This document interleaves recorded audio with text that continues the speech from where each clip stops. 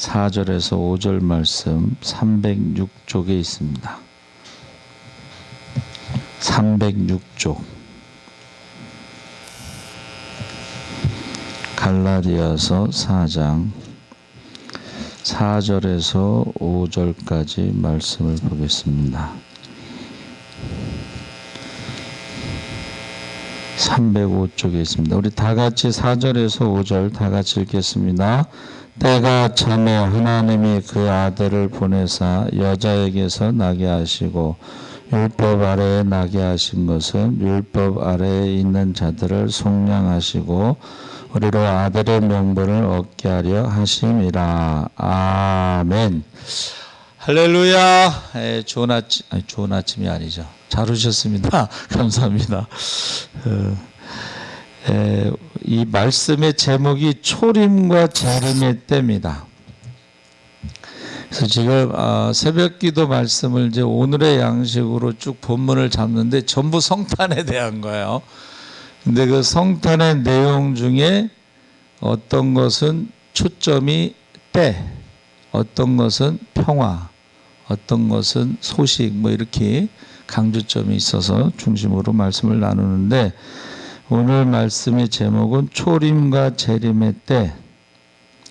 그래서 성탄절은 하나님의 때에 성부 하나님께서 독생자를 육신을 입혀 보내신 날입니다.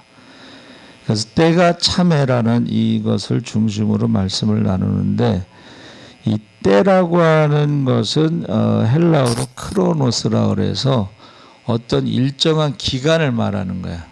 우리가 이제 그것을 수평적인 시간, 우리 달력에 있는 거. 그래서 지금 우리가 주후 2020년 12월 23일 어떤 기간, 이 때를 말하는 것입니다. 그리고 이제 시기라는 말이 때와 시기, 시기는 절기, 기념일, 어떤 사건을 말하는 거예요. 그래서 제가 말씀을 준비하면서 매년 반복되는 성탄절인데 우리 그 무슨 질병 무슨 본부 청장이 조심하지 않으면 노인들이 마지막 성탄절이 될 수 있다 이렇게 얘기해가지고 지금 협박했다고 지금 난리가 났어요. 조심하지 않으면 나라에서 하라는 대로 조심하지 않으면 마지막 성탄절이 될 수 있다. 그 말이 지금 굉장히 난리가 나고 있습니다. 근데 말씀을 준비하면서 이 성탄절, 부활절, 추수감사절 이런 절기는 이렇게 매년 반복되는데 반복되지 않는 절기가 있어요. 그거는 절기, 수직적인 사건, 그것이 재림이에요. 재림은 반복되지 않습니다. 재림 그러면 끝나는 거야. 그렇죠? 그래서 지금 이 때가 참회라는 말씀을 잘 우리가 생각해야 되는데 이 초림이라는 것은 하나님의 예정하신 때가 되었으므로 이루어진 사건이다. 그래서 성경 곳곳에 하나님이 어떤 일을 행하심에 있어 뚜렷한 때를 정하시고 그때에 맞추어 일을 이루신다고 증언하고 있는데 이 그리스도의 성육신은 말할 것도 없고 크고 작은 모든 일에 정한 때가 있고 기한과 시기가 있음을 강조한다. 그래서 때가 참회 이 말은 그리스도의 초림과 관련된 표현인데 초림 때는 사람들이 가장 큰 기쁨의 소식이다. 근데 사실은 믿는 자들에게는 재림 때가 더 큰 기쁨의 날이에요. 그날은 가장 큰 희년 중에 희년이 되는 거예요. 빨리 오셨으면 좋겠다. 그런 생각을 많이 하잖아요. 그렇죠? 그래서 이 은혜로운 사건으로 인해서 우리가 즐거워하고 기뻐하는데 이게 어느 순간에 별 희한한 일이 다 있죠. 청교도의 후예라고 하는 미국에서 성탄절이란 말을 못 쓰게 했어요. 오바마 대통령 때. 그러니까 크리스마스 시즌이라는 말을 못 쓰게 했어요. 근데 이제 트럼프가 다시 원상 복귀 시켰죠. 근데 다시 바이든이 되면 또 없어질 수도 있어요. 그러니까 이제 안 믿는 사람들도 성탄절이라는 말을, 시즌이라는 말을 못 쓰게 하고 있다. 교회에서도 이제는 뭐 기쁘다고 할 수가 없잖아요. 이 상황이 지금 기쁘다 구주 오셨네를 할 수가 없고 빨리 오셨으면 좋겠다. 그래서 어떤 분이 예수님하고 산타 할아버지가 자가격리에 들어가서 2주 뒤에 온다고. 참 웃어야 될지 울어야 될지 그런 말을 하더라고. 예? 자가격리. 산타 할아버지는 외국 사람이니까 우리나라 오면은 2주 격리해서 2주 뒤에 온다. 뭐 그런 말이 있어요. 그래서 지금 세상에서도 성탄의 기쁨이라는 것이 점점 퇴색해가고 교회 안에서도 뭐 20명, 뭐 70만 명, 뭐 78만 명 모이는 교회도 20명 예배 드려야 되니까 거기서 누가 기쁘다 구주 오셨네를 찬양할 수 있겠어요. 그래서 지금 우리가 이 퇴색해버린 성탄절에 대해서 우리가 재림과도 뚜렷하게 연결되어 있음을 우리가 생각해야 된다. 이것을 뭐라고 그러냐면은 어떤 신학자가 처음 썼다는 말인데 성경을요 통시적, 예언적, 통시적, 예언적 원근 통시법으로 보아야 된다. 이게 뭔 말인지 좀 어려워서 제가 찾아봤더니 시간적으로 장소적으로 다른 사건을 하나의 사건으로 예언하고 있다. 그러니까 초림에 오실 때의 모습과 재림에 오실 때의 모습은 시간과 공간이 멀리 떨어져 있지만 똑같다는 거예요. 그렇게 성경을 봐야 된다는 거예요. 그러니까 초림 때와 똑같이 재림 때에도 비슷한 거의 같은 모습을 하고 있다. 그 얘기를 하고 있는 겁니다. 그래서 초림 때를 먼저 보면 마태복음 2장 1절에 헤롯 왕 때에 예수께서 유대 베들레헴에서 나심에 동방으로부터 박사들이 예루살렘에 이르러 말하되 유대인의 왕으로 나시니가 어디 계시냐 우리가 동방에서 그의 별을 보고 그에게 경배하러 왔노라 하니, 그러니까는 예수님이 태어나신 초림 때는 헤롯 왕, 헤롯 대왕이에요. 예수님이 십자가에 심판받을 때 그 헤롯은 헤롯 안티바스라고 그래서 헤롯 대왕의 손자예요. 그러니까 예수님이 태어날 때의 헤롯은 대왕이라고 부르고 십자가 때는 그 손자라는 거예요. 자, 헤롯 왕 때에 때가 참에 육신으로 오셨는데 보세요. 지금 동방에서부터 온 박사들이 경배하러 왔다 그랬을 때에 그 헤롯이 어떻게 했어요? 그 별이 나타난 때를 자세히 물어보고 어떤 행동을 했느냐?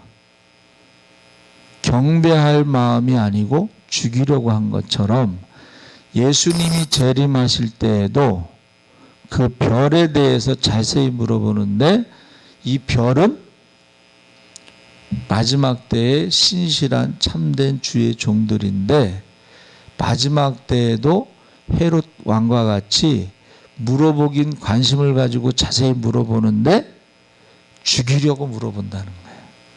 주의 종들을 죽이려고, 아기 예수를 죽이려고 물어본다는 거예요. 그게 초림과 재림과 똑같다는 것입니다.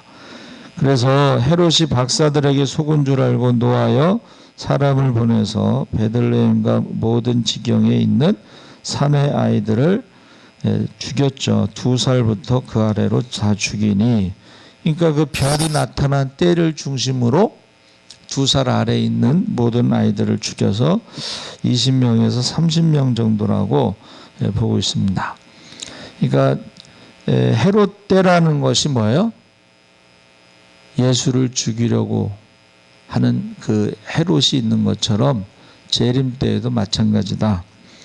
그 다음에 그 2장 1절 7절에 그때에 가이사 아구스토가 영을 내려 천하로 다 호적하라 하였으니, 자 이제 헤롯이 있고, 헤롯은 그 지역의 왕이고, 이 황제는 로마 제국의 황제로 황제 숭배 사상에 의해서 신처럼 경배를 받았어요. 그러니까 마지막 때에 이 황제와 같은 세계를 다스리는 신과 같은 존재, 그 적그리스도가 또 그때에도 그 사람들을 평화라고 하는 모습으로 말하고 있지만 결국은 사람들을 두려워하게 함으로 인구조사에 지금 마리아와 요셉이 나사렛에서 베들레헴까지가 직선거리로 120km고 뭐 이렇게 돌아서 가고, 어떻게 보세요? 나사렛에서 이렇게 내려가지 않고 사마리아를 돌아서 가잖아요. 그러면 훨씬 더 먼 거리인데, 지금 언제 아기가 나올지 모르는데도 그 호적하러 갔다는 것은 그 황제의 명령이 그만큼 무섭다는 것을 말하는 거예요. 그러니까 마지막 때에도 적그리스도가요, 무섭게 사람들을 다스릴 때가 오고, 그때에 이제 예수님이 오신다, 이렇게 보는 것입니다. 그래서 아까 말한 그 해석 방법을 다른 시간, 다른 공간인데 한 가지로 해석하는 거 지금 보고 있습니다. 그래서 지금 2장 14절에 지극히 높은 곳에서 하나님께 영광이요 땅에서는 기뻐하신 사람들 중에 평화로다. 그래서 그러한 가운데서 아기 예수가 오셨다는 거예요. 그러니까 지금 마지막 때에도 난리와 난리의 소문이, 전쟁과 전쟁의 소문이 두려움과 공포 가운데 죄의 밤이 깊어갔을 때에, 그때에 예수님이 재림하신다 하는 것입니다. 그래서 그리스도의 재림의 때에 대해서 복음서의 기록은 초림 때와 마찬가지로 우리가 해석하는데, 아까 말씀드린 예언적 원근 통시법이란 시간적으로 멀리 있는 사건들과 시간적으로 가까운 미래에 될 사건들을 매우 밀접한 것으로 통괄적으로 말하는 경우를 의미한다. 그래서 그때와 같이 계시록 보세요. 계시록 11장 8절에 보니까 유사한 예가 있는데, 두 증인이 적그리스도 짐승에 의해 죽임을 당하는 모습이 예언적으로 그려지고 있다. 그러니까는 그때에도 세례 요한도 죽이고, 그렇죠, 선지자들도 죽이고 한 것처럼 마지막 때에도 두 증인이 적그리스도의 짐승에 의해 죽임을 당한다. 그들의 시체가 큰 성길에 있으리니 그 성은 영적으로 하면 소돔이라고도 하고 애굽이라고도 하니 곧 그들의 주께서 십자가에 못 박히신 곳이라. 그러니까는 초림 때도 예수님이 십자가에서 죽으신 것처럼 재림 때도 많은 선지자들이 예루살렘에서 순교한다, 그런 것을 지금 말하고 있어요. 그러면서 소돔이라고도 하고 애굽이라도 하는 그 죄악의 도성에서 주의 종들이 죽는다는 것을 말하고 있습니다. 그래서 계시록 16장 19절 17장 18절에 보면 창세기의 유황불로 멸망당한 소돔, 출애굽기에 하나님의 백성을 압제한 애굽, 그리고 예수님이 십자가에 달리신 골고다 언덕에 비교하면서 모든 것이 같은 성격의 것이다, 이렇게 말하고 있습니다.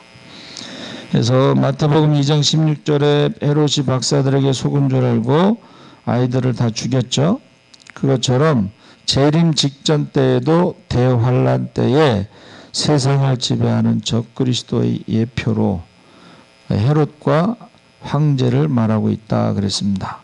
계시록 11장 7절에 그들이 그 증언을 마칠 때 무적행으로부터 올라오는 짐승이 그들과 더불어 전쟁을 일으켜 그들을 이기고 그들을 죽일 터이요. 그날에 적그리스도가 죽이려는 두 중인은 종말의 참 종들에 대하여 계시록은 별로 비유하는데 1장 20절에 내가 본 것은 내 오른손에 7별의 비밀과 7금 촛대라. 7별은 7교회의 사자요 7 촛대는 7교회니라. 그래서 초림 때도 과거의 깊은 흑암 속에 찬란한 별이 나타나 동방 박사들을 이끌어 마침내 아기 예수께 경배하게 하신 것처럼 영적인 흑암이 극심한 종말 때에도 별과 같은 참 종들이 나타나 하나님의 백성들을 이끌어갈 참 예배를 드리게 하고 교회를 회복시키는 일이 일어나게 될 것이다 그랬습니다. 그래서 저와 여러분이 지금 종말의 초림 때의 모습을 보면서 종말을 해석해야 된다는 거예요. 종말을. 그래서 얼마 남지 않은 줄 알고 그 악한 마귀가 자기의 때가 얼마 남지 않은 줄 알고 크게 분내어 너희에게 내려갔습니다. 그래서 남자를 낳은 여자를 박해하니라. 여기서 남자를 낳은 여자가 교회입니다. 남자는 여기서 성도들을 말하고, 그래서 초름의 깊은 흑암의 밤처럼 교회가 침체되고 참 종들이 드러나지 않는 시대에 그런 시대가 올 것이다. 그래서 이 악한 마귀가 우는 사자와 같이 두루다니며 할 수 말씀 믿는 자를 삼키는데 바른 말하는 종들을 죽이는 거예요. 바른 말하는 사람들. 이제 바른 말하는 게 쉬운 건 아니죠. 바른 말, 고대 그 황제에게요, 바른 말을 하려면 관을 준비해 갖고 가라 그랬어요. 관을 끌고 가. 예? 관을 끌고 가서 이제 황자에게 바른 말하고 죽는 거예요. 제가 요새 그 중국 드라마를 재밌게 보고 있는 게 사마이라고. 그 중국 사람들은 조조를 영웅으로 그리고 그 조조의 그 밑에 이제 사마이라는 그 책사가 있는데 제갈 공명보다 더 뛰어난 사람으로 그리고 있어요. 근데 조조가요 물어봐요. 사마이, 내가 너를 몇 번 죽이려고 했는 줄 아느냐? 너무 똑똑하니까 죽이려는 거야.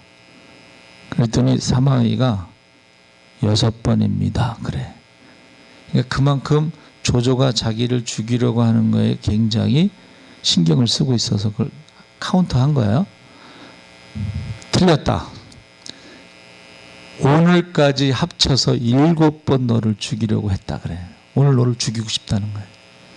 그랬더니 제가 강동에 송건을 하고 가서 단판을 져서 관우를 죽였습니다. 그러니까 이번 거는 빼주시죠. 그래. 예. 여러분, 바른 말을 한다는 게 그만큼 무서운 거예요. 마지막 때는. 근데 제가 볼 때는 순교자의 수가 찰 때까지 주님이 기다렸다가 순교자의 숫자가 차면 오신다고 그랬거든요. 그래서 옛날 어른들은 목회자는 3가지 준비하고 살아야 된다. 하나는 이사갈 준비, 하나는 설교할 준비, 하나는 순교할 준비. 요새는 3가지 다 하나죠. 여기가 좋사오니, 여기가 좋사오니 절대 이사 안 가. 또 설교할 준비도 갑자기 설교시키면 안 하죠. 그전엔 다 했어요. 저기 문 열고 들어올 때 오늘 설교해 그러면 올라가면서 본문 잡고 내려오면서 설교했어요. 순교할 준비. 근데 요새는 뭐 세 가지 다 없어졌어요.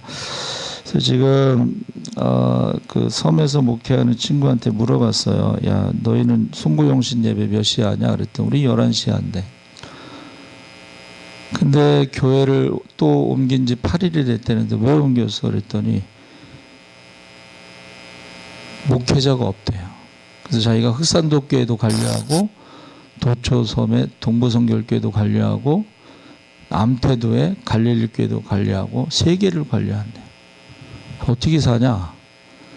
지방의 교회가 75개인데 자립되는 교회가 10개가 안 된대.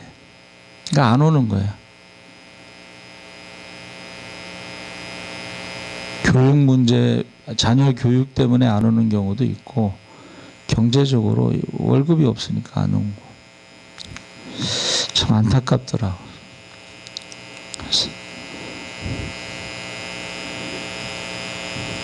여러분, 마지막 때는요, 순교의 신앙이 필요한 것 같아요. 네? 순교의 신앙. 아니면 하나님 말씀을 가감하면서 네? 거짓 선지자들처럼 평안하다, 안전하다, 그리고 축복을 많이 해주면서 헌금 잘 걷고 능력 있고 성공한 목사로 목회할 수도 있는데 둘 중에 하나예요. 그렇게 하든가 아니면은 그냥 고지식하게 그렇게 목회하든가. 그래서 성도는요, 때를 아는 성도의 신앙. 데살로니가 5장 1절에서 3절에 형제들아, 때와 시기에 관하여는 너에게 쓸 것이 없음은 주의 날이 밤에 도둑같이 이를 줄을 너희 자신이 자세히 알기 때문이라. 그래서 신약 성경에 가장 먼저 쓰여진 성경이 데살로니가 전후서인데 이게 재림에 대한 겁니다. 재림에 대한 거. 그들의 평안하다 안전하다 할 그때에 임신한 여자에게 해산의 고통이 이름과 같이 멸망이 갑자기 그들에게 이르르니 결코 피하지 못하리라. 그래서 때를 아는 게 참 중요한데 여기 때는 보세요. 아브라함에게 그 말할 때 내년 이맘때에 아들을 낳는다는 그 기간이 지나야 아들을 낳을 거 아니에요. 그렇죠? 그걸 말하는데 이제 주님이 오실 때는 임신한 여자가 해산의 고통에 이르를 때에 갑자기 온다. 그래서 피하지 못한다 그랬습니다. 그래서 우리가 초림의 때도 강조되었듯이 재림의 때도 역시 강조하면서 임신한 여자에게 해산의 고통이 이름과 같다 하는 것을 우리가 꼭 기억하셔야 돼요. 정확한 날짜와 시간은 알 수가 없지만 분명한 것은 진통이 계속되면 아기를 낳는 거죠. 어떤 분이요, 강아지를 그렇게 좋아한대. 강아지가 이제 아기를 강아지를 많이 갖잖아요. 근데 부인도 임신을 했어. 근데 남편이 자기보다 강아지에 대해 더 신경을 써. 근데 결정적으로 이 강아지가요, 새끼를 낳다가 난산이 돼서, 근데 그때 부인도 진통이 계속돼서 병원을 가야 되는데 그 남편이 약간 미쳤나 봐. 강아지를 데리고 병원에 가고 부인에게는 택시 타고 병원에 가라고 그랬어요. 예? 어떻게 하려고 그러지? 예, 근데 그 강아지 같은 경우는요, 만약에 병원에 안 가면 죽는다고 그래요. 나중에는 그래 너도 새끼 낳느라고 고생했다. 나도 힘들었지만 그러면서 이제 뭐 해피엔딩으로 가는데, 이게 같이 강아지 새끼 낳는 거하고 자기가 해산하는 게 다르기를 그렇게 원했는데 같은 날 같은 시간에 그렇게 됐을 때 남편이 강아지를 먼저 챙겼다는 거예요. 그래서 난리가 났었어요. 자, 여러분, 우리가 그러므로 우리는 다른 이들과 같이 자지 말고 오직 깨어 정신을 바짝 차릴지라. 깨어 있으라. 어느 날에 너희 주가 임할는지 너희가 알지 못함이니라. 그래서 징조 중에 종말의 가장 큰 징조가 뭐냐면 2000년 동안 나라 없이 지닌 이스라엘이 1948년 5월 14일 독립한 거야. 이게 가장 큰 징조예요. 무화과 나무. 복음이 온 세상에 이미 전파되었다. 그러니까 지금 지구 안에 복음을 다 들을 수 있다는 거예요. 다 들을 수 있다. 그리고 유럽 연합이 결성되고 로마 카톨릭의 세력이 온 세상을 뒤덮고 1963년 이래 종교다원주의를 적극적으로 로마가 카톨릭이 퍼뜨리고 있다. 종교다원주의가 뭐냐면 모든 종교의 구원이 있고 모든 종교의 목적은 평화다. 그런 뜻이에요. 에큐메니컬 운동, 연합운동.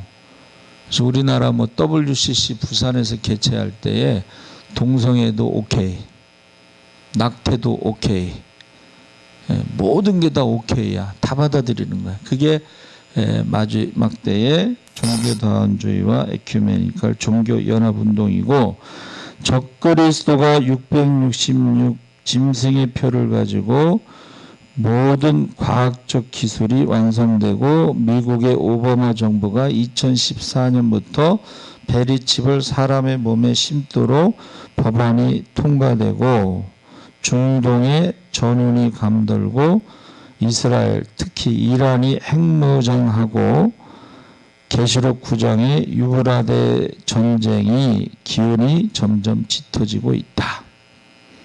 그러니까 지금 완전히 이제 재림이 준비됐다 이렇게 보는 거예요. 재림이. 마태복음 24장 45절 46절에 충성되고 지혜 있는 종이 되어 주인에게 그 집 사람들을 맡아 때를 따라 양식을 나눠줄 자가 누구냐.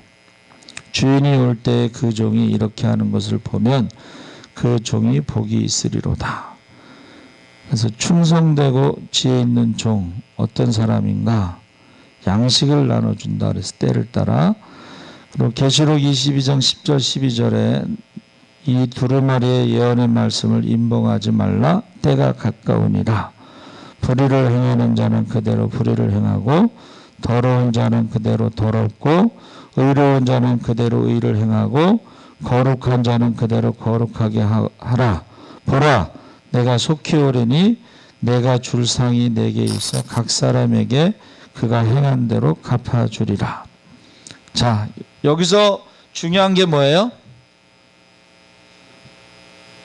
더러운 자는 그대로 더럽고 불의를 행하는 자는 그대로 불의를 행하고, 이게 뭐예요?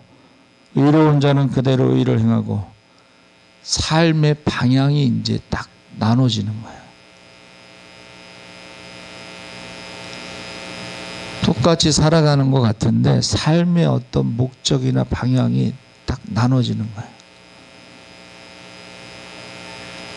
그래서 죽고자 하는 자는 살고 살고자 하는 자는 죽는다는 삶의 방향이요 딱 나눠져. 지금 딱 구분이 돼. 예배를 드리는 자와 예배를 드리지 않는 자. 딱 나눠지잖아요. 그래서 저와 여러분이 지금 삶의 방향이 어디로 가고 있느냐? 삶의 방향이 불의를 행하고 더럽고 어떤 사람은 의롭고 거룩하고 딱 나눠진다는 거야. 삶이 딱 나눠지는 것을 여러분들이 이제 보는 거예요. 성탄절이 다가오고 있는데 여러분 주님의 재림도 점점 가까워지고 있다. 왜냐하면 성탄절에 있었던 것이 재림 때에도 똑같이 일어나고 있다 하는 것입니다.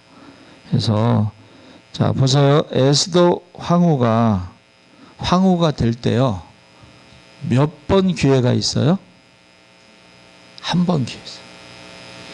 왕 앞에 한 번 딱 지나갈 때 책봉되지 않으면 그걸로 끝이야. 두 번 기회가 없어. 두 번째, 자 보세요. 초림 때도 마찬가지고 재림 때도, 자 에스더 왕후가 죽으면 죽으리라 하고 왕 앞에 지나갈 때에 한 번의 기회가 있고, 왕이 호를 내밀지 않으면 죽는 거예요. 처음에는 왕후 책봉은 지나가서 죽지는 않지만, 두 번째 왕 앞에 지나갈 때, 부르지 않았을 때 왕 앞에 지나갈 때에 호를 내밀지 않으면 그건 죽는 거예요. 재림하고 초림하고 다른 건 그거예요. 재림에는 기회가 지나가는 것뿐만이 아니라 죽는다는 것을 말하고 있는 거예요. 재림 때는. 그래서 제가 아까 말씀드린 것처럼 성탄절, 부활절, 오순절은 계속 반복됐지만 이 재림절은 딱 한 번이에요. 딱 한 번. 근데 두 번째 주님 앞에 지나갈 때에 부르심을 받지 못하는 사람들은 죽는 거예요. 그래서 저는 지금 교회 오고 안 오고 이게 중요한 게 아니고, 과연 저들이 구원받을 만한 믿음이 있는가 하는 것을 계속 생각하고 있습니다. 그래서 저는 요새 목회가 무엇인가 하나하나 내려놓는 게 목회 같아요. 하나하나 더 이상 뭐를 기대하거나 욕심부리지 않고 하나하나 내려놓는 게 목회 같고, 찬송가 543장 우리 한번 1절 찬양 한번 해보겠습니다. 543장.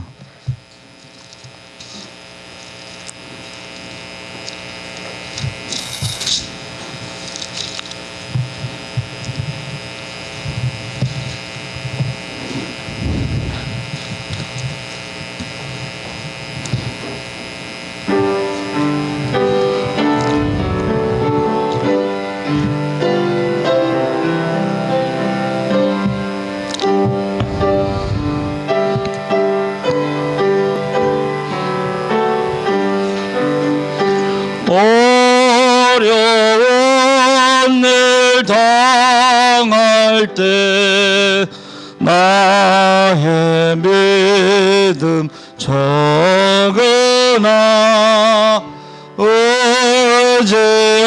의지하는 내 주를 더욱 의지합니다. 세월 지나갈수록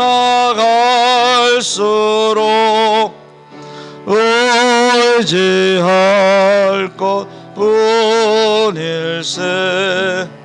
무슨 일을 하게도 예수 의지합니다. 4절 한 번 더 하겠습니다. 생명의 있을 동안에 예수 의지합니다. 천국 올라가도록 의지할 것뿐일세. 세월 지나갈수록 의지할 것뿐일세. 무슨 일을 당해도 예수 의지합니다.